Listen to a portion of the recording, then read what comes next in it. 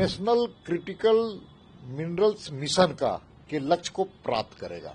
क्या ऐसी खनिज संपदा हम विदेश से मंगा रहे हैं, जिसके चलते इस देश में राजस्व का नुकसान हो रहा है, विदेशी पैसे, हमारे यहाँ के पैसे विदेश में चले जा रहे हैं, और इसमें निजी क्षेत्र के लोगों की भागीदारी भी तय की जा रही है।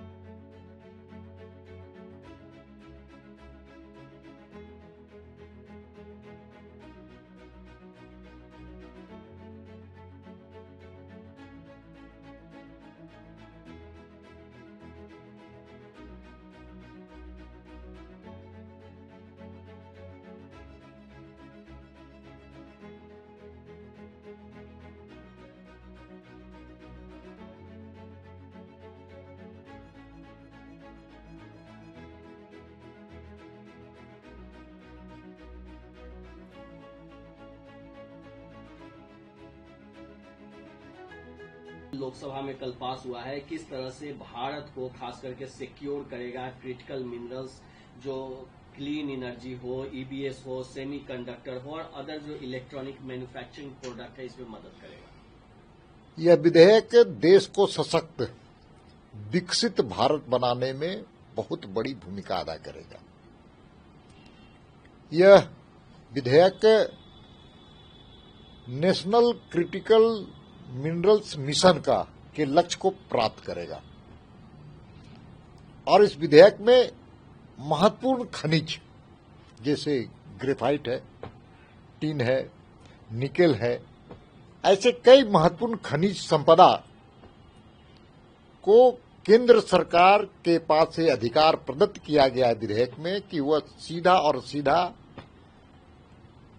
यहां पर अन्वेषण और साथ साथ उस खनिज संपदा का विकास करने की प्रक्रिया को स्वयं कर सकता है। और इतना ही नहीं, इस महत्वपूर्ण खनिज संपदा के विकास और अन्वेषण के साथ साथ राज्य की सरकार, जहां पर यह खनिज संपदा रहेगी, वहां के राज्य की सरकार को राजस्व में मुनाफा होगा, वहां के लोगों के रोजगार में सृजन भी होगी। इसलिए ये विधेयक वास्तव में देश के महत्वपूर्ण, जिसको क्रिटिकल मिनरल्स है, महत्वपूर्ण खनिज संपदा है, उसके आवश्यकता इस देश में सबसे ज्यादा अब महसूस की जा रही है।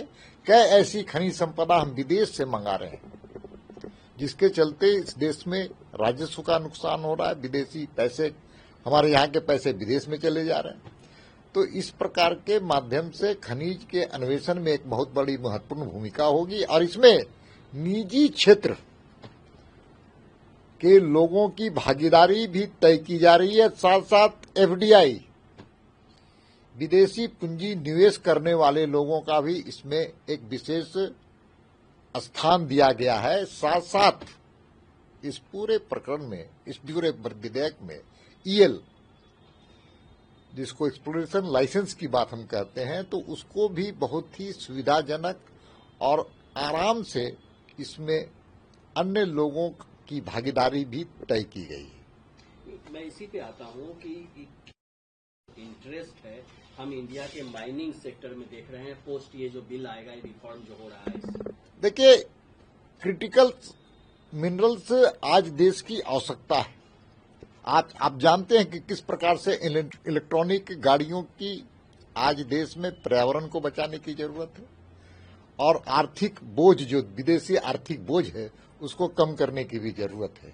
इसलिए वैकल्पिक ऊर्जा के माध्यम से अपने कई चीजों की आवश्यकताओं को पूर्ति करने का भी इसमें लक्ष्य है।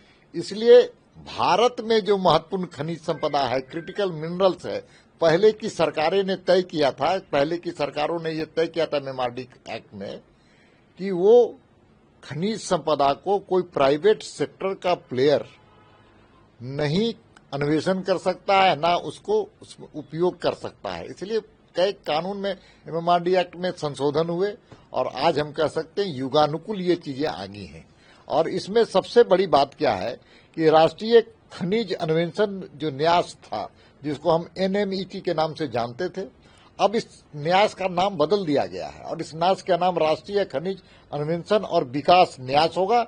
और सबसे बड़ी बात है, इस न्यास के माध्यम से समुद्री क्षेत्र में जो अपार संपदा है, हमारी खनिज संपदा है, उसका भी हम कैसे अन्वेषण करें और विकास करें, ये इस विधेयक में है। और साथ साथ जो विदेश में कई ऐसे स्थान हैं जहां पर हम जा करके अपनी क्षमता का उपयोग करते हुए वहां पर भी दूसरे देश में हम खनिज संपदा को किस प्रकार से अपने देश के हित में ला सके, इसके लिए भी इसमें बिल में प्रावधान किया गया है।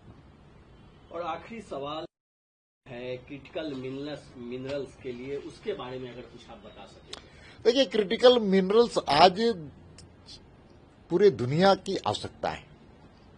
भारत पिछड़ ना जाए, इसीलिए इस प्रकार के कानून में संशोधन करते हुए नए कानून ला करके, नए विधेयक ला करके हम क्रिटिकल मिनरल्स और महत्वपूर्ण खनिज को कैसे देश के आर्थिक विकास में योगदान कर पाए, ये नरेंद्र मोदी जी की सोच है, विचार है। और हम कह सकते हैं प्रधानमंत्री जी ने इस प्रकार के विधेयक, ये सरकार इस विधेयक को ला करके देश और दुनिया के अंदर भारत आर्थिक क्षेत्र में बढ़ता हुआ भारत, उसमें इसमें बहुत बड़ी भूमिका होगी ये विधेयक के माध्यम से।